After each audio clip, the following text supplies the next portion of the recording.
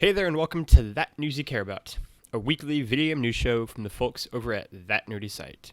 Today is Monday, November 9th, 2020, and I'm one of your hosts, Logan Wilkinson. Joining me this week is my Phoenix son, Trevor Starkey. Hello, hello. How are you doing, Trevor? I'm doing all right. Remembering the day of the week is hard. Yeah, it's a Sometimes. tricky preposition. Yeah. Yeah, how you doing, Trev? I'm doing all right. It is the week of new consoles. I know. will be getting my Series X tomorrow, and then my PlayStation 5 on Thursday. So that's exciting. We have a new president-elect. That's very exciting. Yeah, absolutely. We made it through election week. They're still going to try and Now we rewarded. fuck us for the next 2 months, Yeah. but Yep. yeah. For sure. But it doesn't matter because we get new consoles to celebrate and tide us over. Miles Morales is maybe really great. Look forward Yeah, as looking well. forward to that. I'm looking forward to Bugsnax. I'm looking forward to Astro's Playroom. Haven't heard anything from Assassin's Creed Valhalla. Valhalla was getting good reviews today. Haven't heard anything from Sackboy Adventure yet. I haven't either. I haven't seen anything on that. Trying to think if there's anything else out there. Yeah, I think that's it. And I'm sure Demon Souls is going to piss me off, but we'll see. Sure. Yeah. Speaking of next gen, this actually came, I believe, from a Gene Park tweet over at the Washington Post. Had like a thread about this. If not, and I'm misattributing it, then I can probably find it on Twitter somewhere and attribute it to the right person in the show notes. But I'm pretty sure it was him. And the topic of the show today kind of delves around the idea of just reviewing video game consoles, giving them an actual score, which is something that I've always kind of thought was like a weird thing to do because you're basically grading something, giving it a score day one on a thing that will last for 7 years to a decade, depending on the generation. And it's also, I also just think it's weird to rate hardware in general in that same sense, given you kind of the same scale you have a video game. And so it's a conversation around that, a conversation around how you should, I think, discuss a new video game console when it launches, especially with traditionally kind of usually the weaker launch lineups they have and kind of the weaker launch games that come out with them. And then just kind of, I think, a general conversation around how to discuss and talk about the launch of the new generation of consoles that are, as we mentioned, already out by the time you're listening to this podcast for Xbox, and it'll be out tomorrow in the PS5's case when you listen to this. So, Trev, I know my thoughts somewhat, obviously, because they're my thoughts. But I'm curious what your thoughts are in terms of rating and reviewing video game consoles. Well, as the person who reviewed the Google Stadia launch for That Nerdy Site and gave it a 6 out of 10, I'm admittedly okay with the in theory. Sure. And basically, again, one of the things we always have to remember is that the number is a numerical representation of another thing. So for us, 6 meant it's decent, and I even say in the final score it's that decent platform. In the review for Google Stadia, I talked about the tech working really well, but there just wasn't a lineup of games there to really sell people on it.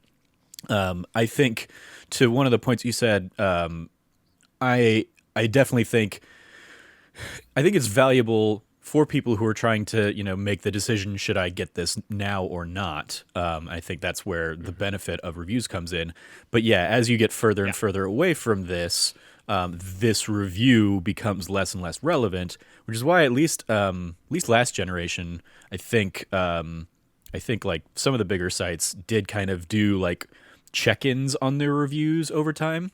Especially because both consoles saw, a ton of new features added or change. I mean, if you think about the Xbox One now compared to the Xbox One at launch, they completely gutted what that thing was originally going to be and the original intent and design behind it.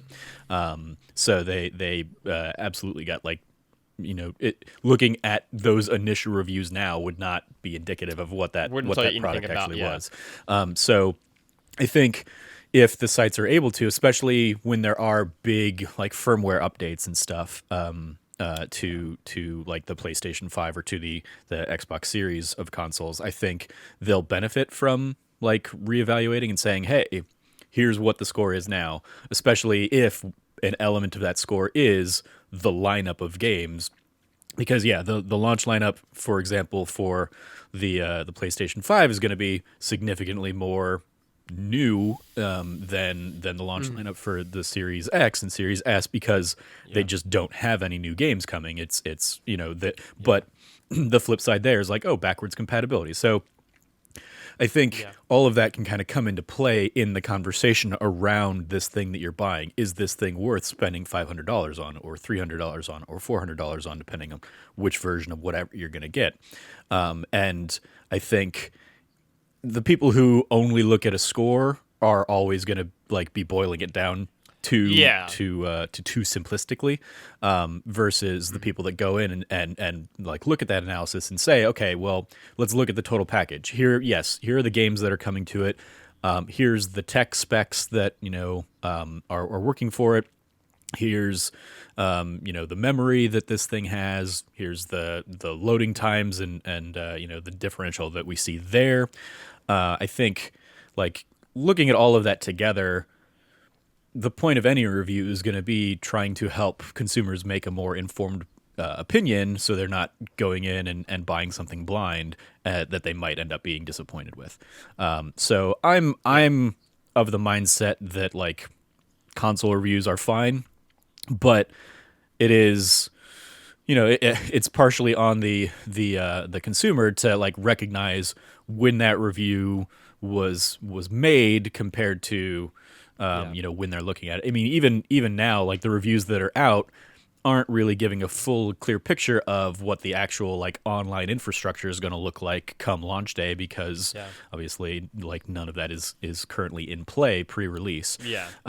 So I think all of that really kind of has to, it's effectively, they're always a review in process or a review in progress. And it's just a matter of how often are people able to like really invest the time in refreshing those reviews becomes a thing. It's the same thing we see as like live service games these days. Like Destiny 2 is a wildly different game now compared to at launch.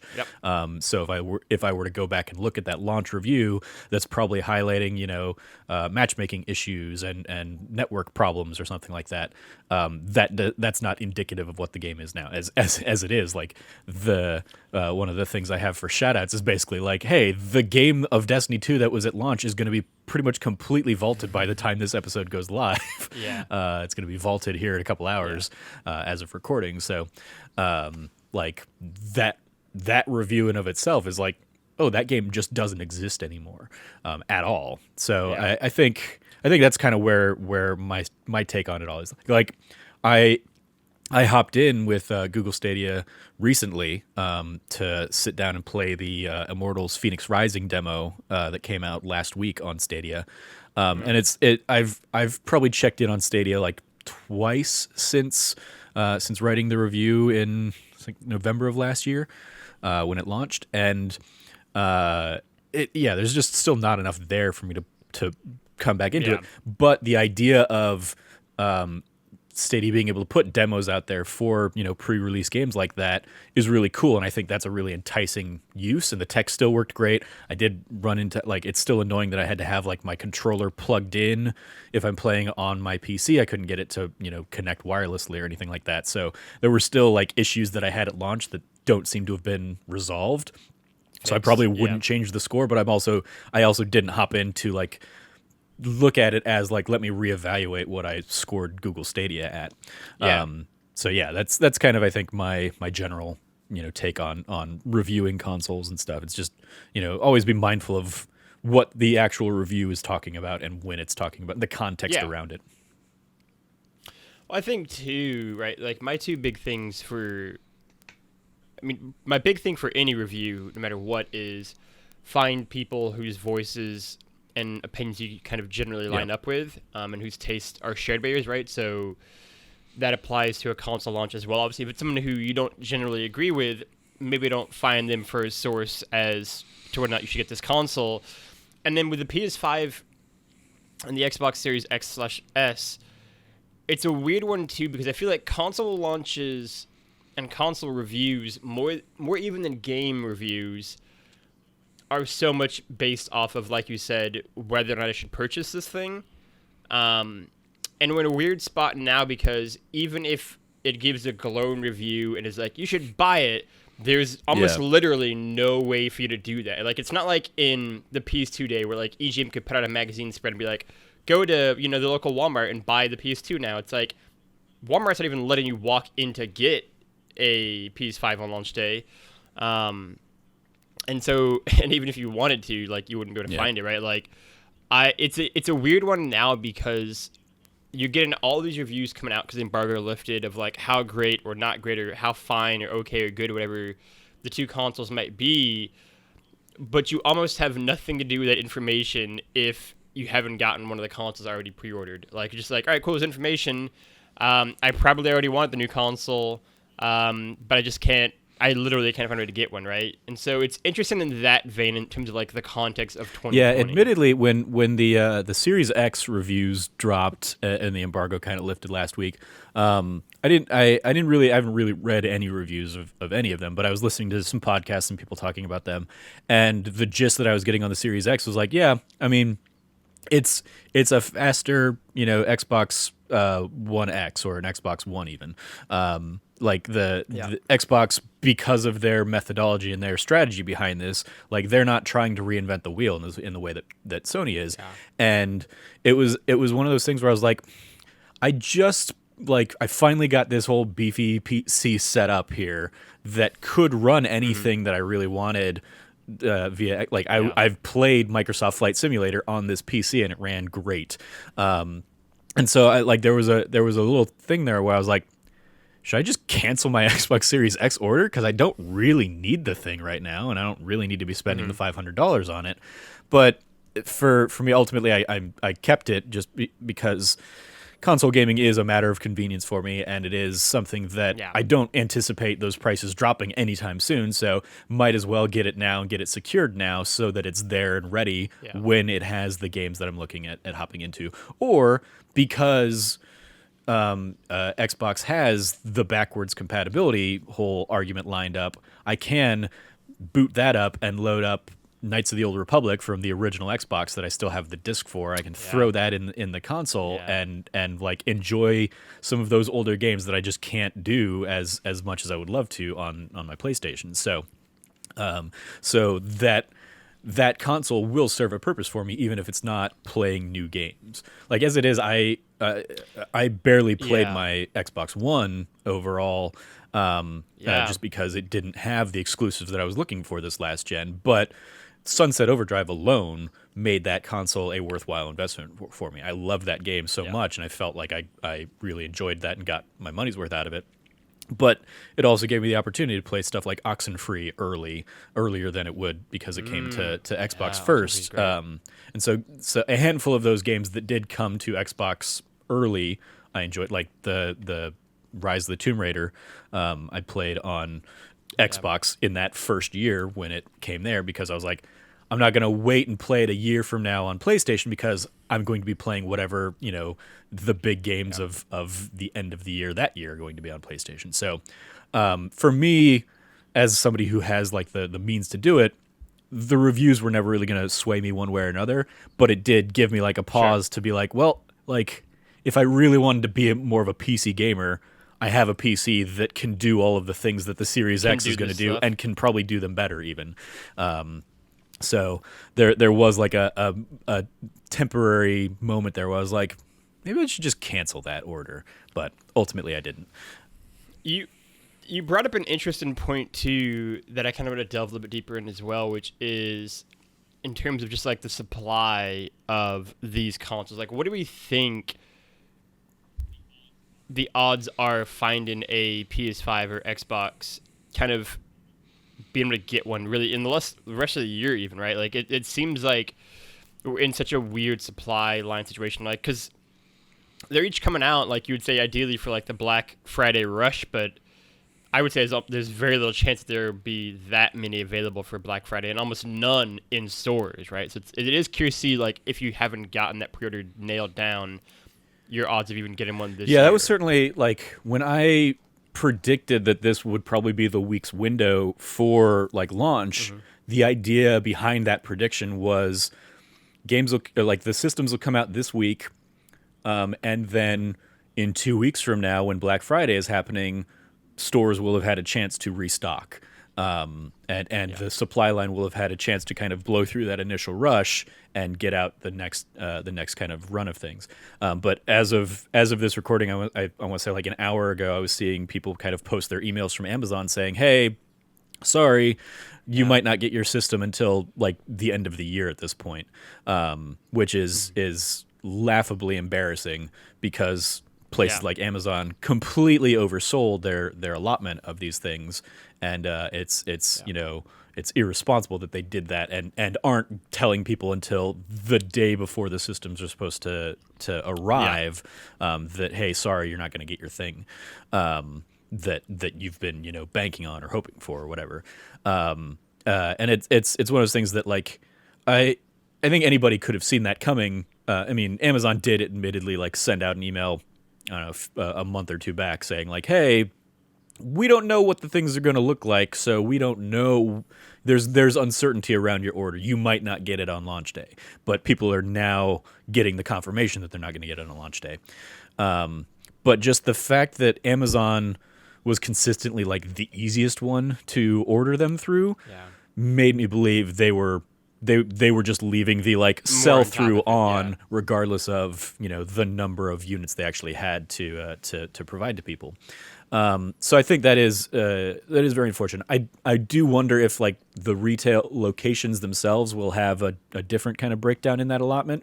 But yeah, ultimately, it is a very unique situation that it's going to be much more like the launch of the Wii, where these things are going to be almost impossible to come by. And it is going to be people. That's a good comparison. Everybody's going to kind of have to keep Wario 64 notifications on or something to try and get whatever next batches of pre-orders or not even pre-orders, but online orders when those open up will come through. That's certainly, it's like the NES Mini all over again. Bit. Yeah, it's. I mean, it like part of it is, I think there was going to be a supply and demand issue this year because of COVID, obviously, where units were there was going to be a cap on the units that could be provided, but I think people were maybe hoping to offset that with, hey, like people are in a little bit more dire straits, so maybe they're not going to have the money to spend on these units, but gamers, especially like early adopter gamers, are frothing at the bit for this stuff. So they're eager to get them. But as it is kind of going to like the launch lineups of things, a lot of the games are launching on the current gen systems. So like if you aren't able to get one right away, you're not missing out on the conversation necessarily. You're missing out on faster load times or something like that. So I think there is, at least a trade-off there for people that aren't able to get their hands on these things at launch. Yeah, it's an interesting and unfortunate thing in that vein where, I mean, it's lucky that, like you said, almost all the big things are coming out to current gen consoles as well, so you can still play, your Assassin's Creed, your Call of Duties, that kind of stuff. But I am curious just how much, and I don't know if we'll ever get it, but I would love to get like the long form story behind how much COVID maybe disrupted the supply of these consoles, because I really do wonder how much an effect that had. And like, I don't know if we ever get that story, but like, I would be curious just what it potentially did to just kind of get in all of the pieces, kind of make them and get them built up and have that stockpile ready, because it seems so obvious that you would want, like you said, you blow through that first like pre-orders stash and then have a next wave ready to go for Black Friday, and it just does not seem even remotely like the case of what's going to happen. Like, to the point where like I don't even know if if there's even be like a supply ready to go before Christmas at all, really, at this point. Like, it just seems so much more shakier than past console launches, and I want to know if that was because of COVID or if it wasn't, or what effect it might have had. Like, this is one of those times where like I'm almost more curious about like the story behind the thing, than the actual things themselves. Yeah, one of the other But elements with all of this that I'm curious about is the demand for like the digital only versions of these things. Because I yeah, think that was something that's a we good saw when the initial flurry of systems kind of went on sale.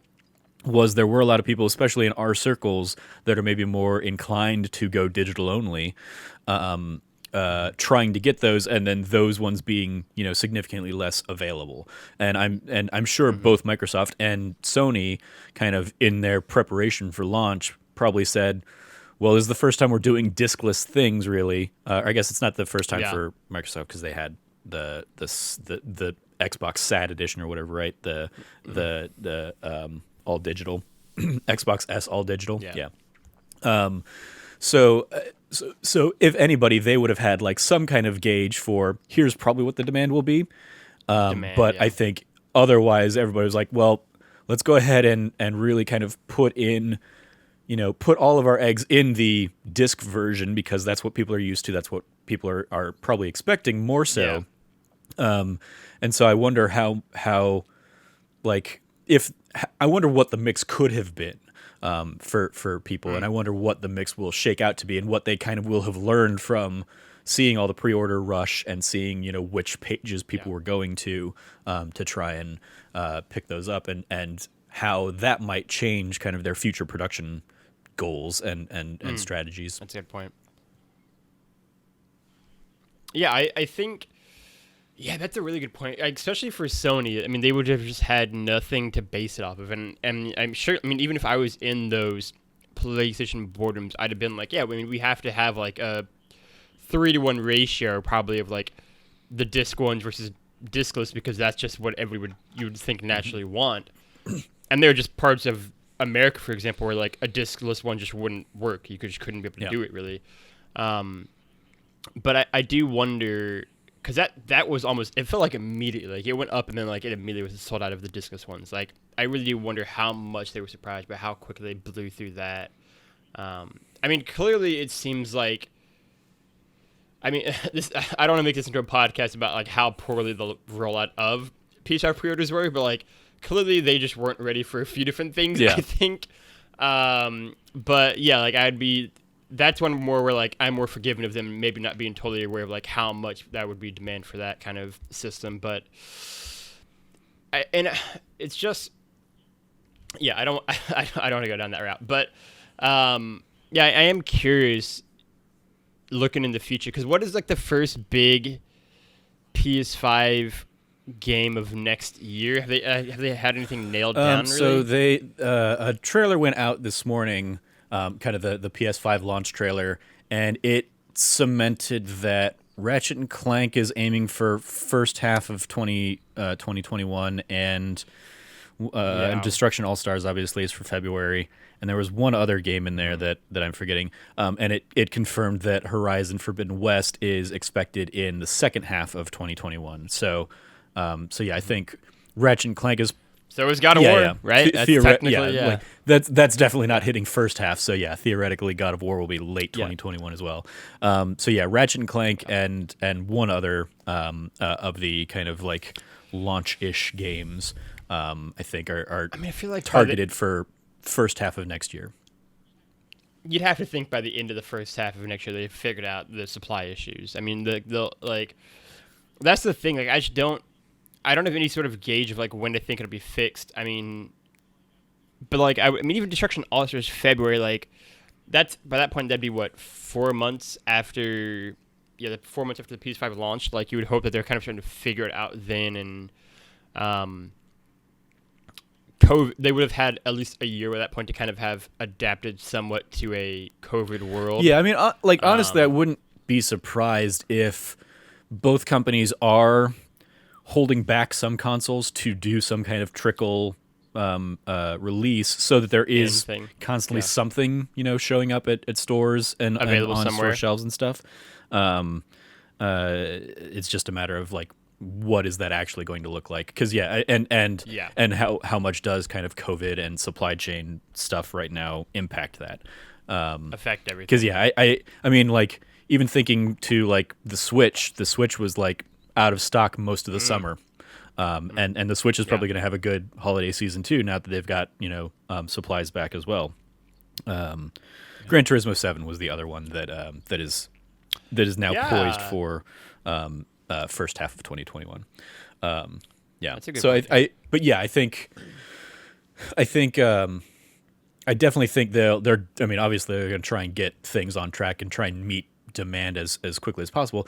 I want to say at least PlayStation was targeting like 7+ million units in the first year, I think, which is ahead of pacing for their first year of the PS4, I think. So they're trying to meet the demand that they had last time around, and I think what's potentially throwing people for a curveball is nobody could really predict how consumers are going to respond to COVID. With record unemployment numbers. Are those people have those people been saving up for a new console, or are those people not interested in buying a new console? Nobody knew what that was going to go. Obviously, it looks like there is like a rabid demand and desire for these things, so maybe more people are have budgeted for, or are just saying, well, fuck it, this is a thing that gives me joy, I'm going to figure out how to make it work anyway. I mean, I know some people in our circles that are broke, but they're buying a PS5 as quickly as they can to enjoy the stuff, even if they won't be able to play games outside of Astro's Playroom at launch. I think a number of factors kind of like left this completely up in the air, and everybody's trying to adjust and scramble as best they can. All right. Final thoughts, Trevor, on PS5, Xbox launch, rollout, reviews, release, excitement. I mean, I'm excited because this is actually, I think, the first time I think in my life I've bought at launch. I with the PS4, I bought like right after launch, but I don't think I was like a launch day purchase. I think I got like one of the later batches of Amazon. So I was definitely playing like within a couple months of launch. I went back and looked at my trophies recently to kind of confirm that, but I don't think I was on launch day. So this is the first time in my life that I've actually like been buying the consoles at launch. So that's an exciting thing for me, cool, as a 35-year-old gamer who has been doing this since since before I can remember. So that's exciting. I'm excited to have both. I've been getting kind of my console area set up. I bought a new TV for everything this year. Finally kind of went to 4K, so I'm excited for like full 4K gaming and all that. And I've got in addition to kind of doing all of the changes for year 2 with That Nerdy Site, I have invested in better streaming equipment. I've got the mic, I've got a webcam and ring light now, so maybe sharing in some of that like PS5 games, some of those new experiences through That Nerdy Site streams and stuff like that is definitely something I look forward to trying to kind of get behind as part of the Stay tuned. Excited I'm taking 4 days off of work from Thursday through next Tuesday, so I'm basically my plan is like, all right, I get the thing, I get the PS4 or PS5 installed. Like Astro's Playroom is probably going to be first, while like Spider-Man is downloading and installing, and then play some Bug Snacks. I've got Valhalla on order. I got Godfall on order. I'll spend some time with that, I guess. And then Demon Souls is in there eventually. I'll figure out what I want to do with that. But I'm very excited to really kind of dive right on into this launch lineup, because it's an exciting time for a whole bunch of new stuff. I think that's one of the things too, especially if you are someone who is a content creator, I'm air quotes here obviously for audio listeners, where it is such a nice time for like a restart, right? And like to launch something new, and kind of do that window into your sales in a way, because it's an exciting time. There's so much new things happening. It is a new era, and so that's a thing that I think can't be kind of diminished, right? Like it is just like an exciting time to be someone who plays video games and to be kind of in the gaming community and to be someone who, writes or podcasts or whatever streams about games. And so that's the thing for me that has me the most jazzed is to look at dumb Demon Souls ideas for Trev and myself. There are a few I have. They've got 180 help guides in the new cards thing that they're doing. So maybe I will just go through every single one of them. Maybe that'll be the content. Yeah. I back in the day, friend of the show Ali Mushka, obviously like Soulsborne diehard. Whenever Bloodborne was a PS Plus game, I just watched her videos to try to like follow along. The problem is she was still just better at it than me, and I was like, I just don't know how. Like I was like, I'm watching you do the thing, I just can't match it though. But yeah, so that'll be a fun one to kind of match along that. And me and Trevor, I'm sure we each have Miles Morales thoughts ready to go. I mean, even Cam or Frank, I'm sure we'll be able to play it. Yeah, I don't know what their plans are if they're picking those up anytime, because I don't think it's Cam's kind of game. And I don't know. Yeah, I don't know where Frank's sitting on that. I haven't checked in with him recently. So, at the very least, we'll have Miles. I'm like seeing their impressions of those has me even more excited about. I'm sure the same with you. Like even more excited about that game and ready to just dive into that world because New York City is just so great. And so like it's just a thing where it's a little bit like a PAX, but like in that same vein of like kind of a team coming together to do content and to kind of have plans around stuff and. It's all exciting in that way, and whether you're doing PS4 stuff or PS5 stuff, it's just one where I think you can just feel the energy kind of in the community and industry. And so it's an exciting time. It's right before Christmas, and it will bleed very much into then we're into Game of the Year discussions and conversations, and like the next 3 months of like that nerdy content is already kind of we've done it right there. Game of the Year. We'll probably do some kind of like let's look at our favorite games of last generation. Like for sure. Last year was let's look at like the best games of the decade kind of thing. But this, I think a fitting kind of send off to the PS4 and the Xbox One generation is going to be like, hey, what were some of our favorite, even hidden gems. Stay tuned for that. Like I've been thinking a lot back on like games that were in my Game of the Year conversations each year over the last 6 years, and like I haven't played or touched Metal Gear 5 in years, but I loved that game when it came out as somebody who had never played a Metal Gear game. And so like I think of those and the games that like I've forgotten that I loved so much has been that's constantly kind of in the back of my mind, and fortunately at least both of these systems are backwards compatible, at least to last gen. So, if I want to hop back into any of those things, I still have all my, discs right behind me, and got the disc version of the PS5, so I can hop in and play a ton of those things if I really want to. Yes, Trevor, while he was talking, gave me 2 to 3 different content ideas. So, be ready for that after the show. But no, I mean I agree. It's an exciting time to reflect back at what kind of has come the last generation, and dive into the cool new things. Knock on wood, I still have my pre-order has not been canceled yet. I haven't got it confirmed yet either. I'm just kind of in a limbo at this point, which is in its own nerve-wracking state.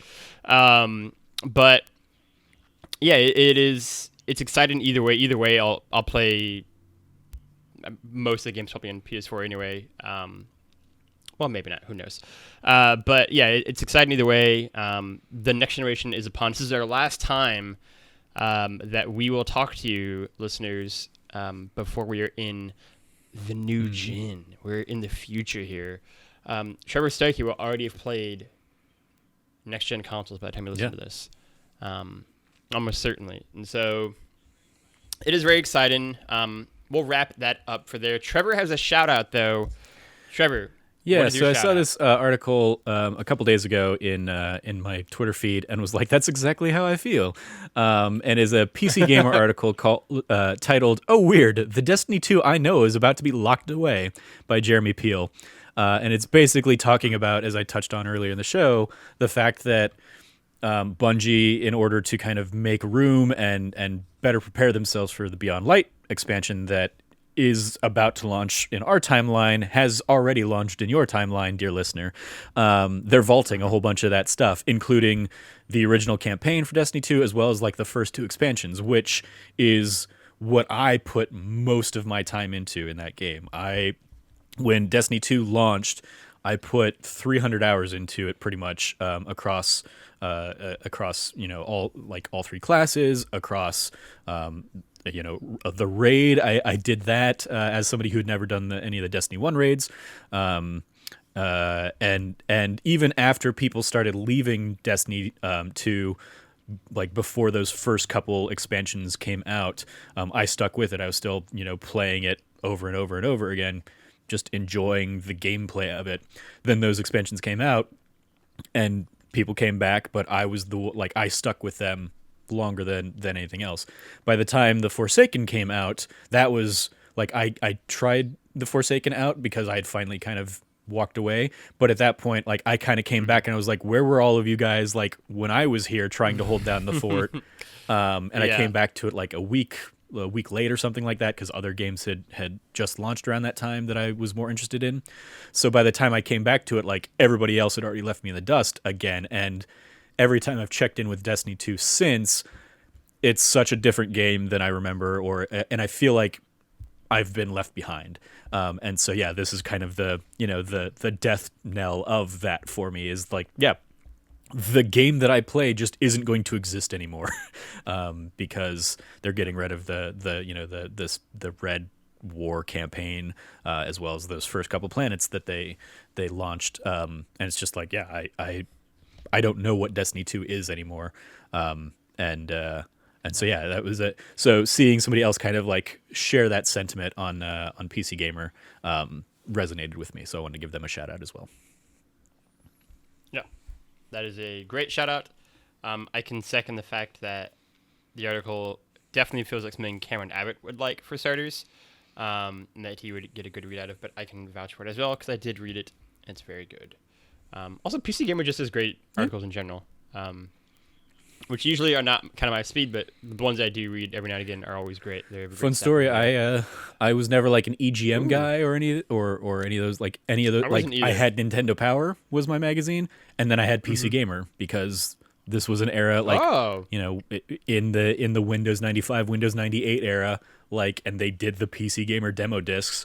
I played a ton of first levels of games from those. I probably still have those demo discs somewhere. And I know like some sites have like turned those into like Let's Play series and stuff like that. Admittedly, none of my PCs at this point have disk drives, so I couldn't do anything with them if I were able to find them.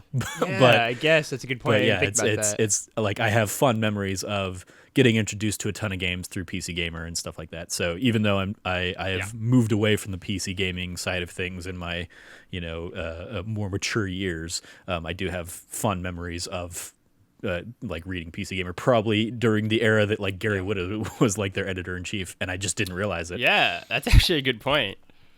That's a great point. Yeah, that is though the show. Thank you for listening. If you like what you heard, you can always go support us over at patreon.com/thatnerdysite, like all of our wonderful patrons have. This is our first episode, I believe, after our anniversary. I guess technically last week. Yeah, this is our second of this show, yeah. But second of year 2 here at That Nerdy Site. So again, thank you all for your support. It means the world to us. And we are excited for everything we have in store for year 2 for you. Again, you can go support us over at patreon.com/thatnerdysite. Trevor's already made some changes to some of the tiers and rewards, but more will probably be coming in the future as well, as we kind of continue to look and refine that. You can also go support us by liking, subscribing, and sharing with all your friends over on podcast services and the social medias all across the world. We'd really appreciate it if you could go rate and review us on iTunes. Give us those 5 stars. Tell us why you love us or why you don't love us, as long as you give us 5 stars. And it really does mean a lot to newer-ish podcasts like this. We're slowly beginning to shed the newer podcast label, I suppose. We're still new in the grand scheme of podcasting, I would say. still new in the grand scheme of podcasts. Trevor Starkey says, so I agree. So go give episodes 5 stars on iTunes. I saw someone, I can't remember who it was, some podcast just hit like 100 reviews within our community of podcasters I think out there. Trophy Room maybe. I know they've been doing a push for like getting reviews. So congrats to them always. And so yes, give us 5 stars. Give all the podcasts 5 stars out there within the community of podcasts that we like and know. Otherwise, you can go find Trevor Starkey at Trevor J. Starkey on the internet. Trevor, anything that you want to give a shout out to? Shout out to the youtube.com/thatnerdy site where you can catch video versions of these podcasts now. See our lovely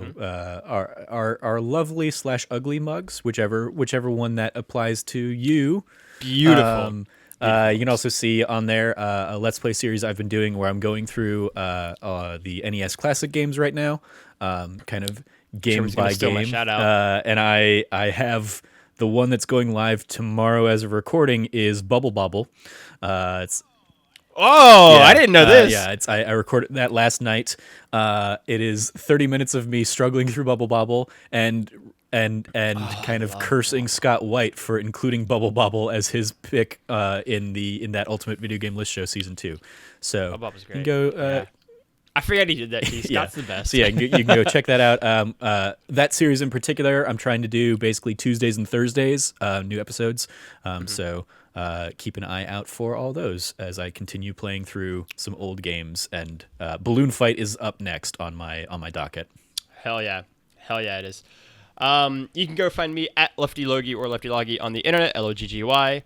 I was going to, without Trevor doing it, give a shout out to his Let's Play series because I love it, and we've been talking about doing Let's Plays for a year now.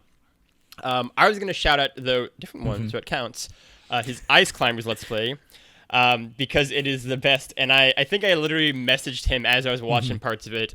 I love the Ice Climbers Let's Play. It's just Trevor slowly just getting more and more annoyed at Ice Climbers, and it's actually the best. My favorite non sequitur, just as you go up one level and go, "Where's the polar bear at?" and just like want to do it, and just so you never see him in the entire Let's Play. Nope, I did not get that far. It's just, I think it's after the first 5 levels, he'll like pop on that 5th level if you like wait long enough. It's from what I remember. But yeah, it's a really good Let's Play. The game is a video game for sure. Out of the first 3 Trevor did a Let's Play of, it's probably the weakest one. It has one of my favorite comments we've ever had on any of our videos, though, is because somebody acknowledges the fact that I call, I mentioned the eggplant emoji, because, like, that's from the era where, like, all the games had fruits to collect and get your scores and stuff, and one of them is clearly just an eggplant. And I was like, hey, these have a completely different connotation in this day and age. Yeah, in 2020. So I encourage everyone to go check that out because I had a lot of fun laughing and watching that over lunch. I'm very excited for the Balloon Fight one. Also, a patented Logan Wilkinson favorite. And Bubble Bobble. Those are both great. And also stay tuned for some of the other That Nerdy Site people to do some Let's Plays soon. And maybe team up one day even once you figure out how the internet works. One other quick shout out. Extra shout out for Extra Life. We're definitely planning on doing Extra Life streams. It's just a matter of figuring it out. But I did go ahead and reset up my personal page and tease that I will probably be doing a Demon's Souls stream sometime here in the next couple weeks. Whether that happens on my own personal Twitch or it'll probably be that Nerdy Site Twitch, but stay tuned for that. Yeah. I'm definitely not going to do 24 hours like I did with Bloodborne a few years ago. That nearly broke me.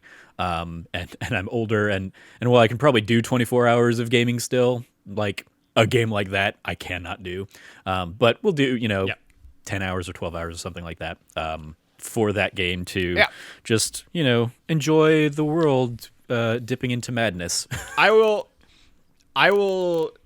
second and double down on Trevor Starkey's Extra Life goal, and whatever length of time Trevor Starkey says he will stream Demon's Souls for, I will be in the chat the entire time. So worst case scenario, You're going to get me and Trevor lose our minds over 24 hours. Best case, it's only 12 hours or 16, something manageable. But I will be there the entire time, cheering him on, and being very thankful that it is not me playing Demon Souls. At least in that moment. Tentatively, like, so yeah, I've historically done those streams over Thanksgiving weekend, just because that gives me time to recover before and after. So it'll tentatively be that weekend, but I don't have anything secured and locked down yet. We'll post it on all the social media whenever we end up figuring out what we kind of want to do for Extra Life. We'll probably do it potentially over maybe 2 different weekends as well. So we'll figure that out. We'll let you know as we kind of resolve everything on our ends. You can go find That Nerdy Site at That Nerdy Site, speaking of, on all the social medias out there. I believe it has the same thing. I know it does. I don't know why I said I believe. It does. And otherwise, until next time, play your games, fuck Donald Trump, and be good to each other.